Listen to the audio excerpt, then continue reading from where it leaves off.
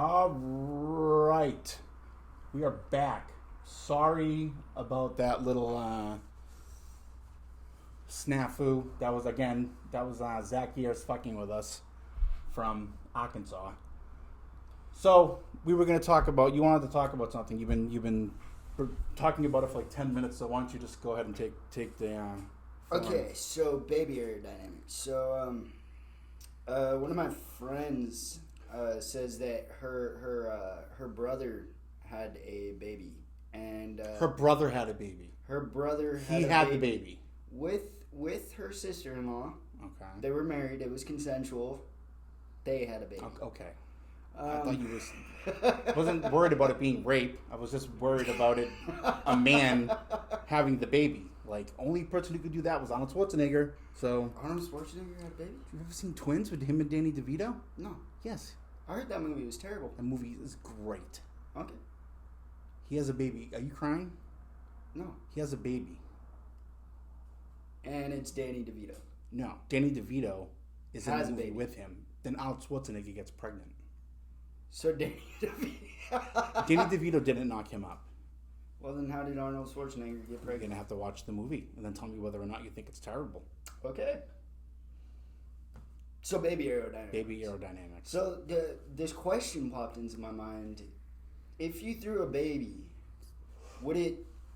how would the aerodynamics be? Like, in my head, I'm picturing a football. In my head, I'm picturing you in jail. I'm picturing a football, but I think in reality, it'd be more like throwing a frisbee. No, but with the like baby would topple over. Yeah, like if you just toss a frisbee, not like toss a frisbee. Who throws a frisbee like that? I don't know. I've done it a couple of times because I was curious about the aerodynamics of it. There's other ways you can learn about aerodynamics than throwing babies or frisbees like a mongoloid. Nothing would come close to the satisfaction of throwing a baby. Are you sure? Because my father worked for Raytheon, which is the largest government defense company in the world. And you got to throw babies? No, but he worked a lot of aerodynamics in the space lab, and my dad was part of the team that designed the Patriot missile, which was the first air-to-land cruise missile. That's pretty badass. Yeah, he built rockets all the time, and yeah, he was a very smart guy. Like, just to the point where he'd be talking to me, and I would just, and it's not like, I'm not saying I'm all that smart, but it would be to the point where he'd be talking, and I'd have I would just be so fucking lost, and that doesn't happen to me a lot. Like, usually, I'll like be able to kind of like comprehend what people are saying in the academic setting, anyway, and because I can't comprehend half the shit I hear, like here or anywhere else in life. But not that I can't comprehend it. I just can't believe like it's coming out of their mouth. It's more disbelief. But when my dad spoke to me, I was just like, oh, dude, like, whoa. Like, I didn't want him to know that I didn't know, like that I had no idea what he was talking about. So I'd like just kind of throw a word in that I thought would make sense. But he always knew. He was always like, oh, I'll show you. I'm like, okay. that's easier. How could you, how old were you? I mean, it was just, he talked about stuff with work with me throughout my whole life. It wasn't until I was like older that I was probably like in high school that I started to really understand him. Were you into physics? Like the physics thing, yeah, like the physics things and everything, and the inertia behind aerodynamics and all that. But still, like as a whole, there was a lot of stuff that he spoke about that I really was just like, dude, you are fucking way smarter than me. Like that's that simple, Dad. Yeah. Well, he was an engineer, but rocket engineer. Yeah. but engineering is a science. Isn't engineering is a science, yes. And he was he was it sucks that I lost my dad, but the world also lost like a really like beautiful mind, you know. And I'm just glad of all the things that, you know, I inherited. Because I didn't inherit the alcoholic gene. Neither one of my parents are alcoholics. That was just my own doing. But I definitely inherited some of his intelligence. Not as much as I would have liked, but enough to like get me by. But he could actually. The funny thing about that is that he could actually have an intelligent conversation with you. Like you'd say, "Oh, baby aerodynamics," and he would like say something so like eloquent. You'd just be like, "Holy shit." He would be able to answer my question. He would be able to answer your question. Yeah, he'd laugh and tell you you're an idiot. Well, yeah, I know it's a weird jokingly, question, he was a very nice guy. He never called anybody an idiot. But no, I totally understand if you did call me an idiot. It's an idiotic question, but still, it's one of those brain worms that I've got. It's just you and I. We're two people sitting here right now that don't like kids. Yeah. So we're gonna talk about fun ways to throw them and make it sound scientific, so we don't look like fucking assholes. Yeah. I dread, my girlfriend wants to take her niece to Not Scary Farm. She wants me to go. I'm like, are you out of your fucking mind? How old's her niece? 9. Oh, that's nasty. But also, she's also really fucking smart too. She beat me in chess. Yeah, but they smell. No. She's a good kid. That's gonna smell. Yeah, no, kids. But when kids smell, summer smells worse. Like, kids during the summer stink, but every time I've been around her, she's always smelled like gum. Like bubble gum. Or some kind of Disney branded body lotion, whatever the fuck it is. I don't know. But yeah, she asked me to go, and I'm like, let me think about it. She's like, what's to think about? And I'm like, why are you fucking antagonized? Like, why are you fucking jostling me? Like, you know why I don't want to fucking go. Yeah, that doesn't sound like I'm coming from a place where, like you said, I just don't like being around. I got nothing against kids as long as they're not around me. So I don't consider myself an asshole, but I just really don't like being around kids. So I get where you're coming from. I think at this point, it's not that we have to go with her niece. Her niece her name's Gracie. She's a cool kid. I don't mind hanging out with her. The last time we hung out, we talked about geology. She's fucking cool. It's just I don't like amusement parks. I don't like large groups of people. There's going to be a shitload of kids there. It's going to be loud. It's fucking expensive. So the way I look at it, I'm going to pay $150 to be fucking miserable for 4 hours. Have you ever been to Camp Snoopy? No. Oh. I have not. I don't like amusement parks. I don't like theme parks. I don't like... I think you would like Camp Snoopy. I guarantee you I wouldn't. The only place I like is the Museum of Science.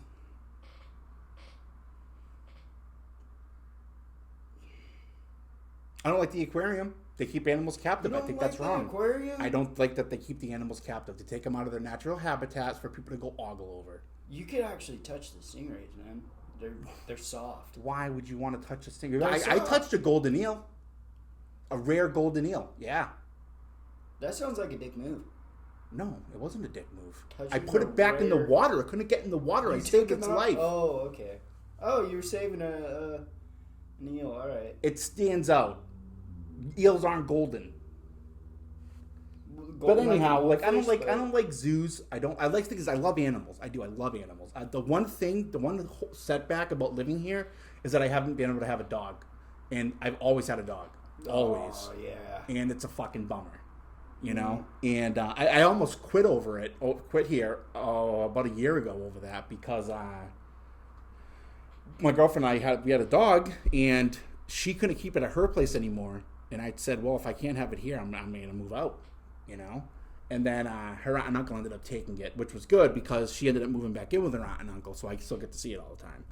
But it's like I don't like animals that are that are kept in captivity. I don't think that they're necessarily outside of SeaWorld. I don't think that places abuse the animals. I'd like to think they don't. Mm-hmm. Oh, and Santa Anita and SeaWorld, the Auschwitz of the sea and the Auschwitz of the fucking ground. But I just don't think that if you want to go see animals, go to fucking Africa.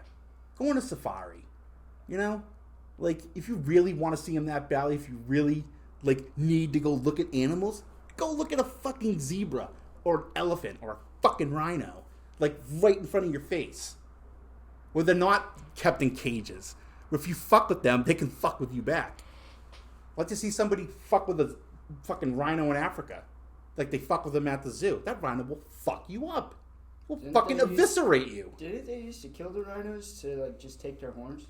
Weren't there dead rhinos? There was a there's poachers all over the place. Yeah, Animal poachers, yeah, they want the ivory from the elephants, the elephant husks, and they kill a bunch of other animals for mink coats, which is just a deplorable thing. I see someone wearing a mink coat nowadays, I will fucking shame them. I will. Yeah, as you should. Yeah. As you should. There's no reason to wear fur anymore. The last time I saw a woman wearing a fur was at an Olive Garden. I wasn't at the Olive Garden, but we were walking by because we were walking. So where I lived in Syracuse, there's like a neighborhood I lived in, and then when you go up, like it's one exit off the freeway. It's downtown Syracuse, East Syracuse, and then that's where the university is, and that's where the Carrier Dome is. So we'd always walk through, like, basically Syracuse's Main Street to get to the basketball games. And I saw some woman walking out of the Olive Garden wearing a fur. I mean, it was fucking cold out. But I stopped, and I was like, is that a fur coat? She's like, yes. And I'm like, and you're eating at the Olive Garden? I'm like, whoever bought that for you, it's fake. And the guy, like, looked at me. She like looked up at him, and I'm like, I just ruined their night. I'm so fucking happy. Now she's gonna bitch at him because she's like, yeah, this is a fake fur. I guarantee they already had that conversation. It's like, bitch, if you think this dude can afford a fucking mink coat, why you at the Olive Garden? Yeah, that's what I was thinking. But it would be like me wearing a gold chain and fucking walking out of a Denny's at 2 a.m. It's like, dude, I've seen that. Yeah, I've seen gold chains in places that have no business having gold chains. Yeah, and you don't go to Denny's, first of all. You end up at Denny's. Let's just make that clear. I disagree, but go on. That's it. That's my argument. Dude, I love Denny's. Yeah, Denny's is awesome. But dude, here's my theory. Like, as someone who spent most of my life drunk in search of like late night food, who is always there? No, but who else is always there for you? The fucking Golden Arches. I will fucking gladly go into McDonald's and fucking pay $8 for a fucking 10-piece nugget, fries, and a McFlurry than anything on the menu at Denny's. But Denny's actually lets you go in there and sit down. Have you ever had Denny's soba? Yeah. Who wants to go sit in a fucking... I mean, at 2 in the morning and you're drunk, you don't want to go. So I want to get it, eat it, drink my bottle. Like, I'm not going to let me bring my bottle into Denny's and just drink it all belligerent. A couple months ago, I went to a meeting at Fountain Valley... And when I got out, I had a meeting for your sex change operation. It was for gender reveal. It was for personal reasons. What kind of meeting does Mitch Buchannon? Does Mitch Buchannon go to? I went to a meeting. Clearly, they know you're talking about an AA meeting. And yeah, I had a couple. I had like an hour and a half before I had to go to work, and I didn't want to ride all the way back here. And then you went early in the morning. No, it was like Wednesday, and I had work at like 2:30. The meeting was 12 to 1. Oh, Fountain Valley. Yeah. Okay, yeah. So you went to Denny's. And I figured, I was planning it for a while too. I was like, you know what, next paycheck, I'm going to go to a meeting, then I'm going to go eat lunch at Denny's. You're the first person I've ever met that plans a meal at Denny's around a pay period. And you know what? I had a great meal. I was able to tip okay because, it's Denny's. It's not expensive or anything. I always factor in a good tip into where I'm going to go eat because I don't want to look like some cheap bastard.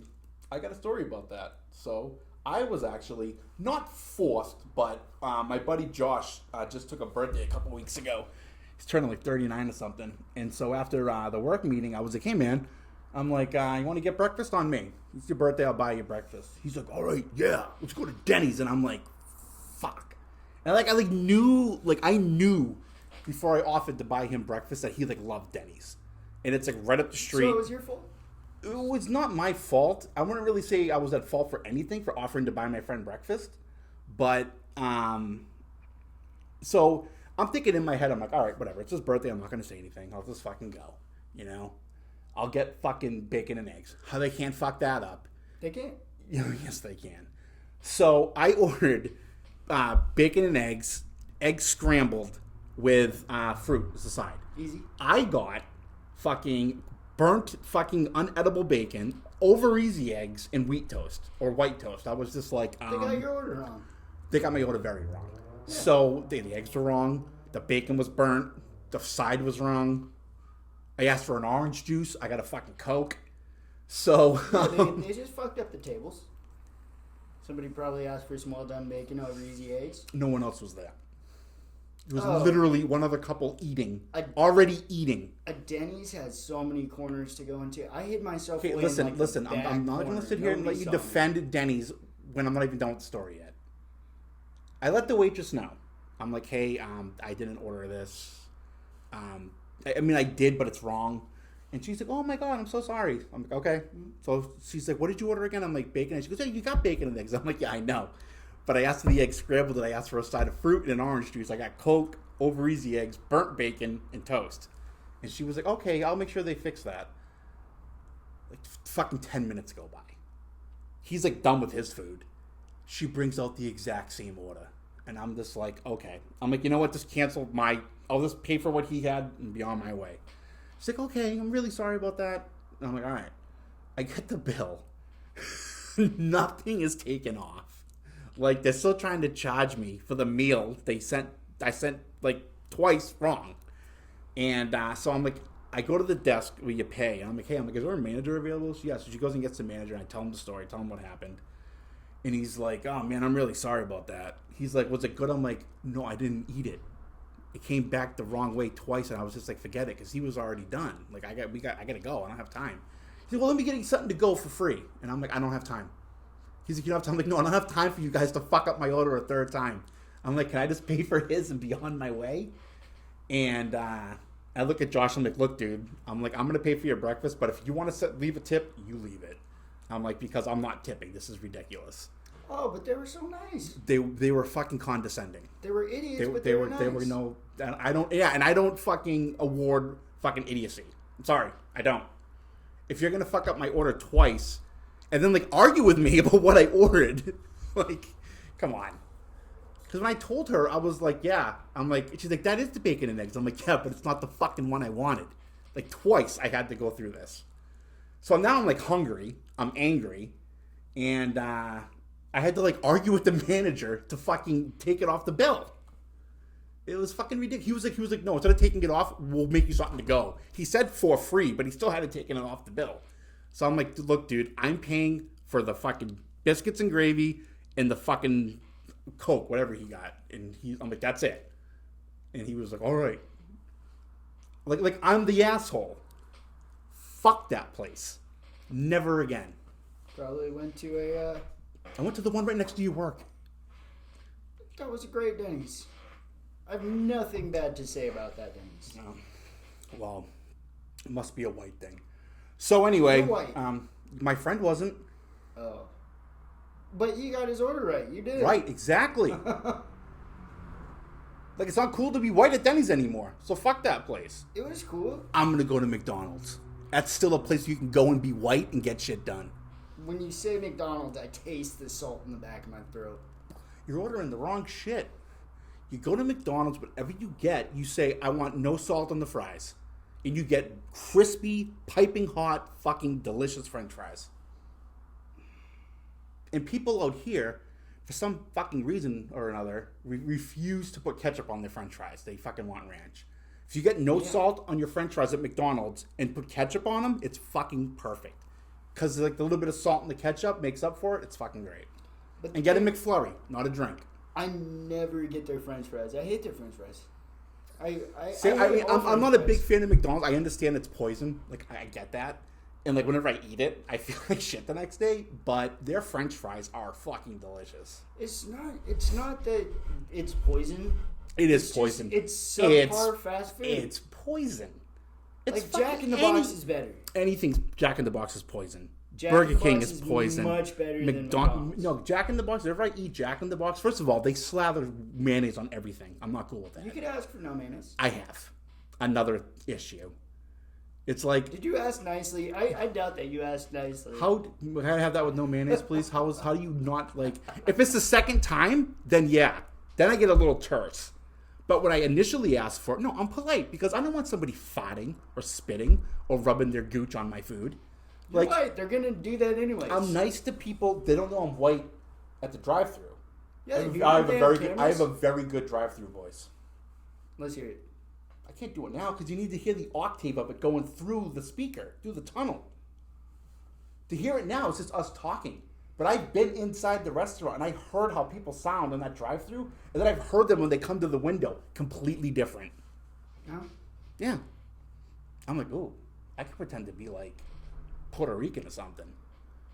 You know? I could see you yeah. be Puerto Rican. And I actually, if I could argue with some guy someday, I was like, what do you mean I am Mexican? And he was like, you are?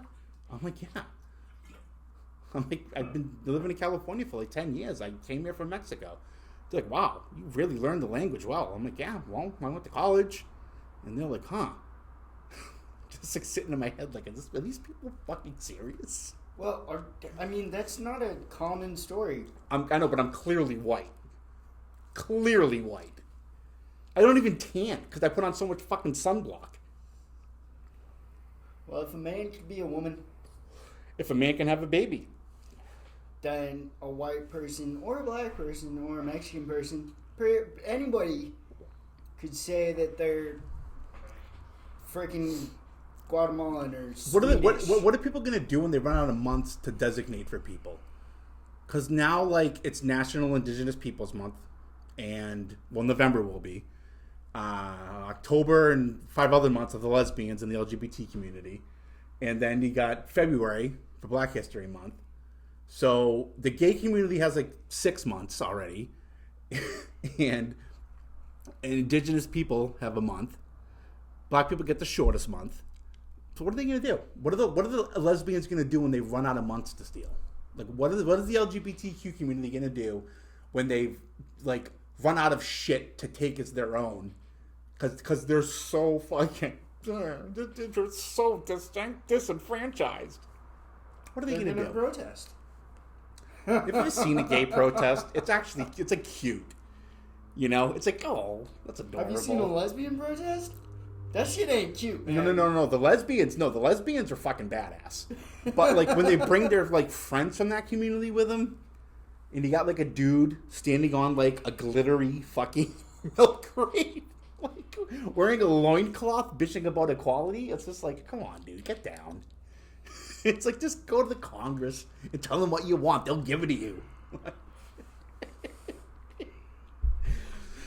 Oh man, I'm still like kind of in like this like COVID haze, this pandemic haze. You know, it's like all this shit's like popping up now, and I'm just like, oh my god, look how much the world has changed just in like 18 months.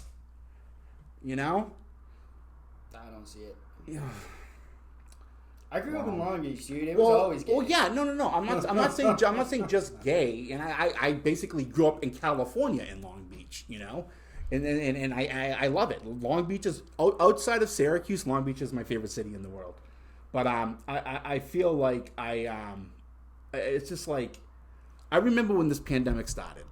I remember I was in the garage, and before like right around like March 20 when it happened, we had the desk that my girlfriend painted set up in the back over there, and we'd have the Zoom meetings out there. My friend Jen's meeting in Vegas, we'd all go to her meeting on Zoom. And I remember like my friend Leanne and I was sitting here one day, and we were talking about our Saturday meeting. And she's like, we don't have to pay for Zoom, I don't think. Let's just do the free thing for now. This will be over soon. Like, it's not going to be going on in another month. And I remember we were both like in agreement with that. Like we both thought that. Mm. And like, we're not talking about like just casual talking. Like, and I'm not saying this to brag or anything, but like 2 people with master's degrees were like, this is going to be over in a month. People without master's degrees, right. But we weren't thinking about it like from an educated standpoint, or like looking at like, you know, the empirical data or like the fact-based like data that was out there. Mm-hmm. We were looking at it as like, it's in China, like it'll stay over there, or like it's just a cold. And like a week later, complete lockdown, dude. Like people couldn't leave the house. Like if you leave, I'm throwing you out. Like it was fucking awful. Nobody could. How's rent getting paid? People that had jobs, they could go to work, but like you couldn't just like leave and like go out. Okay. Like I had to go out and get and do stuff, but like I came to the point like a month in where I was like, look guys, here's how we're gonna do it. If you want groceries, tell me what you want. I'll get them delivered. Give me money. Like I'm like, look, if you guys leave, like I'm not letting you back in unless you're going to work. And like only 2 of you have jobs. So, and at the time it was Ben and this other guy. But the thing is, like Jeff would like leave, and I'm like, Jeff, are you fucking retarded? Do you want to die? I'm like, dude, you are the most vulnerable fucking person.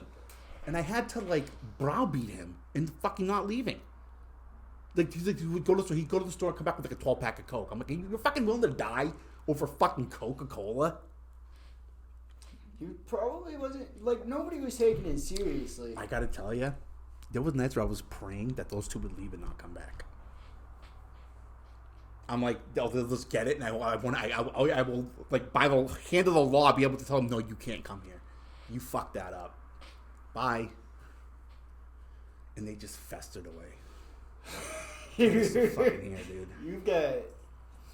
You've got a pretty gnarly resentment there, man. You know what the thing is, too? I talked about my sponsor with it, and this is the first time I've ever heard this. He's like, dude, honestly, it's fucked up, but he's like, I can't blame you.